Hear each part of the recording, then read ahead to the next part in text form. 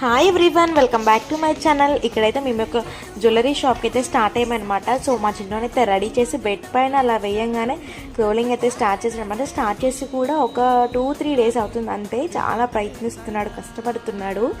So ఇంకా మేమైతే మా చిన్నోని ఫస్ట్ రెడీ చేసాము, ఎందుకంటే మేము రెడీ చేసి తనకు చేయాలంటే మేము చాలా అలసిపోతాము. సో ఇంకా మేమైతే సిల్వర్ కోసం అయితే వెళ్ళాము. వాళ్ళ నాయనమ్మ వాళ్ళ గిఫ్ట్ అనమాట అన్నప్రాసనకి. సో నేను ముందు అన్నప్రాసన వీడియో కూడా నేను పోస్ట్ చేశాను, ఎలా జరిగింది ఏంటి అనేది.